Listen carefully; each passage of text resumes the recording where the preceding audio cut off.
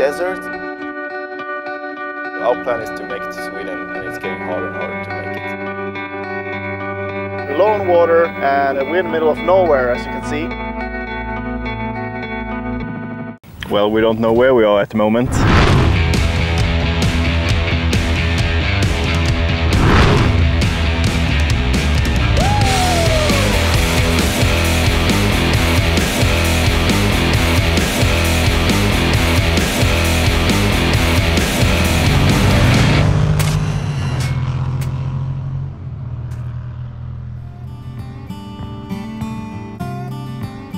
I first met Christian when I was working as a scuba instructor in Thailand. He was a funny guy with the same interests as me.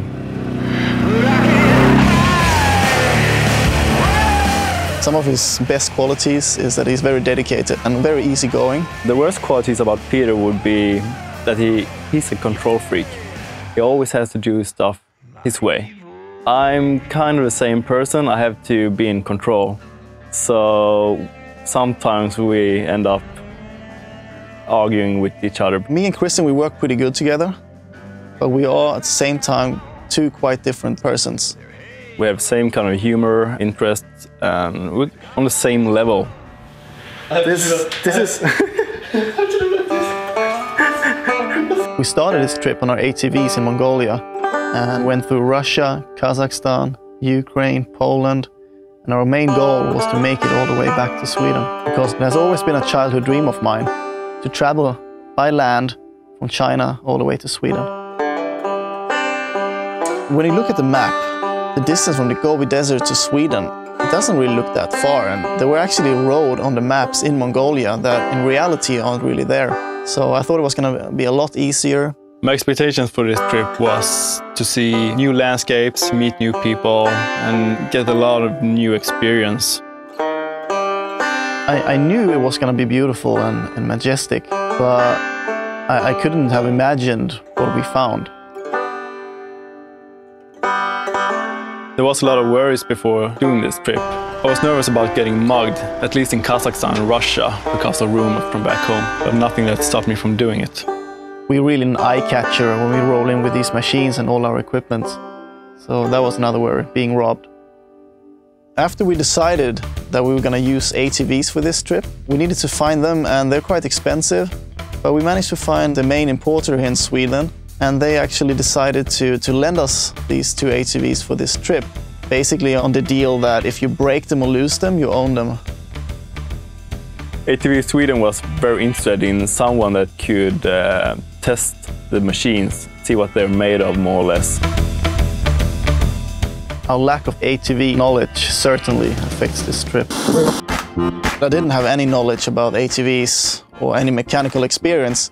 The truth is that I only ridden an ATV for like 10 minutes in my life. The ATV Sweden gave us 2 hours how to fix the normal standard problems. But this course went on very fast, and well, we picked up some things, but we forgot half of it. We told them we had a few years experience in driving ATVs, but actually this was the first time ever. ATV Sweden just kept underlining the safety first concept that they wanted us to follow. And that involved don't drive them too fast, don't drive in the deep sand, and make sure that you change your oil on a regular basis. So you build up all this stress about this trip, and that we are going to be the first ones to do such a journey on ATVs. Our chances of succeeding aren't very good. The feeling of going to the airport were really nervous, because I didn't know what to expect really. I only knew that we were going away for 2 months, and we didn't know if we were going to make this trip or not.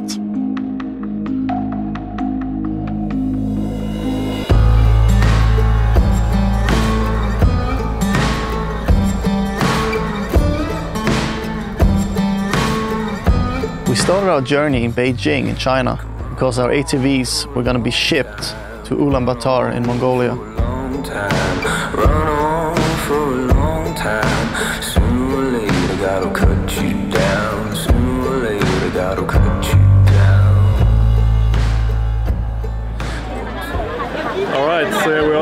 Thailand city, surrounded by a lot of Chinese, and we're lost. We think that's the exit.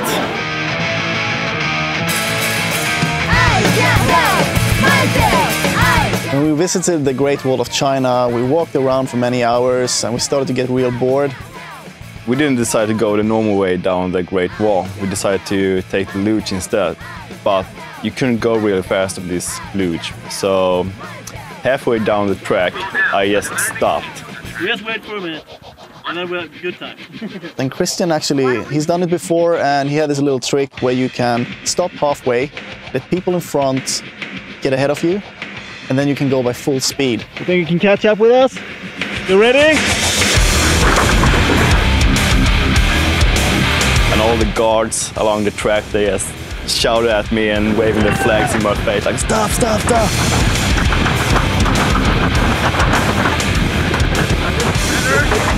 Wasn't it supposed to take 15 minutes to go down?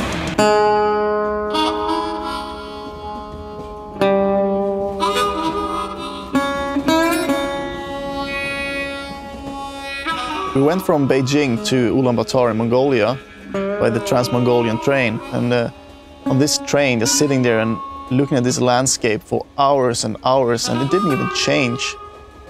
It got you thinking a bit. To be honest with you, the sight from the train with the desert and everything, I didn't think about what would go wrong or what hazards there would be.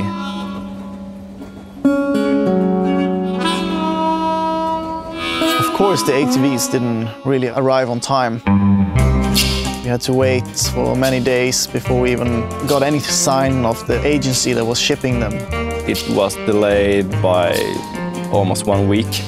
So this is where we stay at the moment.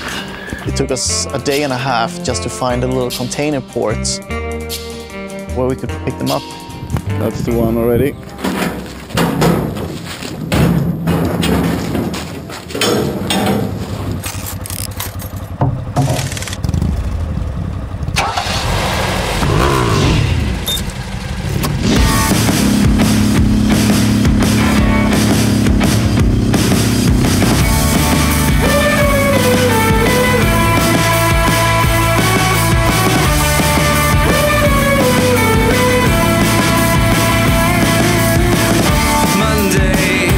Both sitting on our ATVs, looked out at the landscape and said, like, this is the point of no return, and it was a fantastic feeling.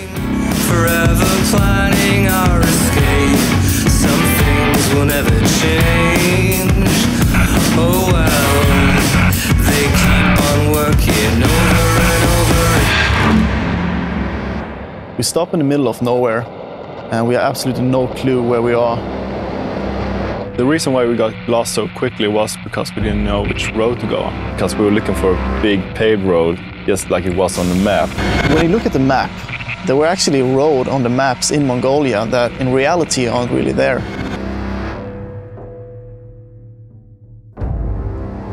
We see 3 Mongolians coming towards us on horses, and we don't know what's going to happen.